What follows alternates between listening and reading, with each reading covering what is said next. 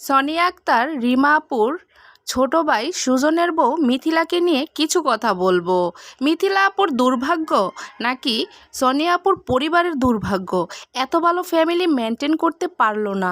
তো এই নিয়ে কিছু কথা বলার ছিল। তো আজকের ভিডিওটি মিথিলা আপুকে নিয়ে কিছু কথা বলবো। আসসালামু আলাইকুম প্রিয় দর্শক, আপনারা সবাই কেমন আছেন? আশা করি ভালো আছেন। আমরাও আল্লাহর অশেষ রহমতে ভালো আছি আলহামদুলিল্লাহ।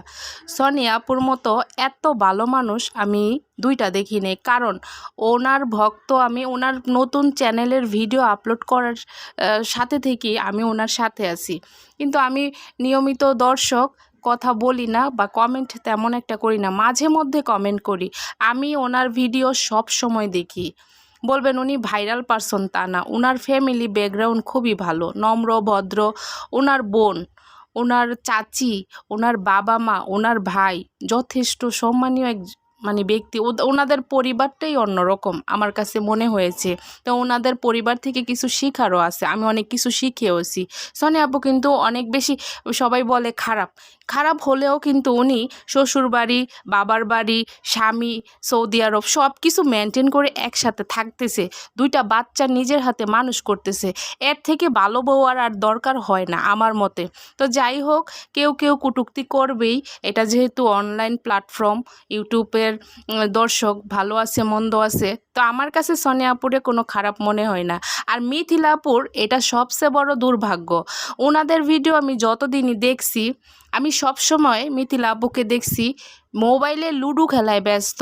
আর ওনার মা, সুজন ভাইয়ের মা বা সনিয়া আপুর মা এত ভালো একজন ব্যক্তি, যখনই দেখছি ভিডিওতে উনি কাজ করতেছেন, রান্না বান্না সমস্ত কিছু এভরিথিং উনিই করেন। তো এগুলো তো মিথ্যা না। আর মিশারি মিশরাতকেও নিয়ে ওনারা অনেক বেশি মাতামাতি করেন, কারণ প্রথম মাইয়ার ঘরের নাতিন। তো শামীম আপুর যেহেতু বাচ্চা কাচ্চা হয় নাই, সুজন ভাইয়ের যেহেতু বাচ্চা কাচ্চা হয় নাই, তো নাতি নাতকুর তো মিশরাত আর মিশারি। আর মিশরাত আর মিশারি যেহেতু বড় নাতি নাতকুর, ওদের জায়গা কেউ নিতে পারবে না, আরও হিংসা করলেও না।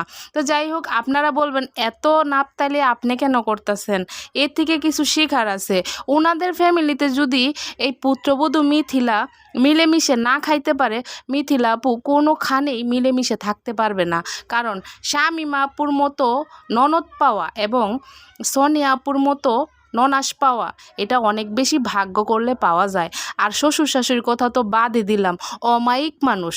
শ্বশুরের হাসি দেখলে, শাশুড়ির হাসি দেখলে মন ভরে যায়। তো ভাগ্য করলে এমন পরিবার পাওয়া যায়। তো যাই হোক, মিথিলা আপুর একটু অপেক্ষা করা দরকার ছিল।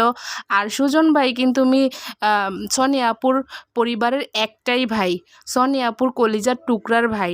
ওনার মনে যে কি চলতেছে একমাত্র উনিই জানেন।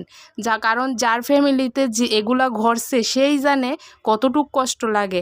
একটা ভাই যদি ফোন দিয়া কথা না বলে, আমার ভাইও কিন্তু প্রবাসে থাকে, একটা ভাই যদি বোনের সাথে প্রবাসী কথা না বলে বা মনোমালিন্য হয়, সে সম্পর্কটা যদি অনেক গভীর থেকে আস্তে আস্তে অনাগভীরে চলে যায়, তাহলে যে কতটা কষ্ট লাগে আপনাকে বইলা বোঝানো যাইব না।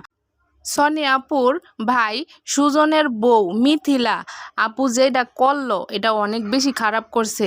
যেহেতু ওনাদের মনে দাগ কাইটা ফেলছে, এই দাগটা কিন্তু উঠানো অনেক বেশি সহজ হইব না, খুব কঠিন। আর ওনারা যে কষ্টটা পাইছে এই ফোলার বউয়ের থেকে বলার বাহিরে। তো যাই হোক, মিথিলা আপুর উচিত ছিল অপেক্ষা করা। আর একটা সংসার নিজের হাতে যাওয়াটা, এই যে সনিয়া আক্তার রিমা আপু কিন্তু নিজের হাতে যে ঘুরতাছে ফিরতাছে, প্রথম থেকেই গিয়েই কিন্তু পায়া ফালায় নাই। সব কিছু একটা সময় থাকে। ওনার একটা বাচ্চা কাচ্চা হয় নাই, ওনার হাতে সব মাতাব্বরি কি দেওয়া যায়? বা আর ওনার শাশুড় শাশুড়ি যেহেতু এত বেশি অমায়িক মানুষ, ওনার হাতে দায়িত্বটা থাকার দরকার কি? উনি ভাত খাইব, কাম করব, সবার লগে মিলামিশা থাকবো না, উনি সডাং সডাং কথা কইব, তাহলে এইটা কি সবাই মাইনা নিব? যাই হোক, বিদেশ গিয়ে 17 দিন থাইকা আইছে, এটি ধরো বেশি নান্নত খাইছে। ওনার উচিত ছিল, মিথিলা আপুর উচিত ছিল, সুজন ভাইয়ের বউয়ের উচিত ছিল পরিবারের সাথে মানায় নেওয়া। আর ওনার কতটা ভাগ্য ননাসের সাথে বিদেশ ঘুরাইছে, তারপরও ওনার তৃপ্তি মিটে না।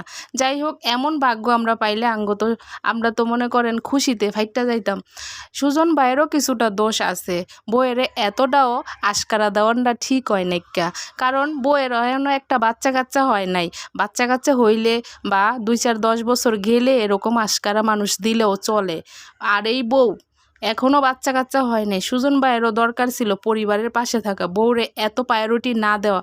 তো যাই হোক, আমার কেন জানি সোনিয়া আপুর লেগে অনেক কষ্ট লাগছে। সোনিয়া আপুরে ওনার ভিডিও দেখে আমি কোনো দিনও খারাপ আমি বলতেই পারুম না।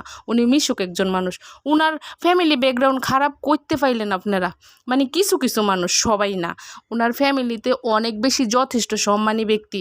উনি যে এতটা ভাইরাল পারসন, উনি চাইলেই 8-10টা চ্যানেল বানাইতে পারতো। উনার কিন্তু আমি অন্য সব ইউটিউবারদের মতন ওনার আমি দেখি না। উনি অন্যরকম, উনি উনার জায়গায়। উনার ফ্যামিলিতে দেখেন কত ভালো ফ্যামিলি। উনি যে এত ভাইরাল একজন পারসন, ওনার কিন্তু আলাদা এক্সট্রা আত্মীয় স্বজন ভাই ব্রাদারের কোনো চ্যানেল নাই। তো যাই হোক, ওনার ফ্যামিলিটা আমার খুব ভালো লাগছে, মার্জিত একটা ফ্যামিলি। আর ওনার স্বামী তো অমায়িক একজন মানুষ। আর মিথিলাপুরে একটাই রিকোয়েস্ট করব, বোন রে, সংসার হইছে আর হইব, মানায় নেও, পরিবারের সাথে মানায় নাও। এই যে সুজন ভাইয়ের রাজপ্রাসাদ, সুজন ভাইয়ের সোনিয়াপুর বাপ মায় যে এই রাজপ্রাসাদ করছে, এনের মিদায় কিন্তু মিশারির মায়া দখল করতো না, স্বামী মায়া দখল করতো না। হ্যাঁ গো, পর্যাপ্ত পরিমাণে সয় সম্পত্তি আল্লাহ পাক দিছেন। তো এই বাড়িটা একান্তই তোমার এবং সুজনের। তো শ্বশুর শাশুড়ির একটু মানায় নাও, সুন্দর কইরা থাহো বোন। সংসার দেখবা একদিন তোমার হাতে রাজত্ব আইব ইনশাআল্লাহ। আর মেয়েদের জীবন একটু মানায় নিতে হয়, মানায় নিতে নিতেই দেখবা তোমার জীবন অর্ধেক গেছে গা। তো মেয়েরা বলতেই মানানো, যারা মানায় নেয় তাদের আর কোনো সমস্যা হয় না। তো সোনিয়া আপুর উদ্দেশ্যে একটাই কথা বলবো, সোনিয়া আপু, আপনার থেকে আমি অনেক কিছু শিখছি। আপনি সব কিছু ম্যানার জানেন।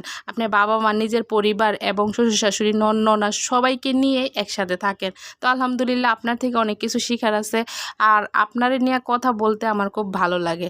আপনি যেহেতু ভাইরাল একজন ভালো একজন পারসন, তো আপনাকে নিয়ে কথা বলে আপনি কিছু মনে করবেন না। আপনার থেকে অনেক কিছু শিখেছি আলহামদুলিল্লাহ। তো আপনার বাচ্চা কাচ্চা নিয়ে আপনি ভালো থাকুন, সুস্থ থাকুন। আর মিথিলা আপুকে একটাই কথা বলবো, বোন, সংসারটা মানায় নাও। সবাইকে, তোমার শ্বশুর শাশুড়ি অনেক বেশি ভালো মানুষ, মানায় নাও। মানায় নিলে খারাপ হবে না, ভালো হবে ইনশাআল্লাহ। আজকের ভিডিওটি এই পর্যন্তই। পরবর্তী ভিডিও দেখার আমন্ত্রণ জানাইয়া শেষ করতেছি। আল্লাহ হাফেজ।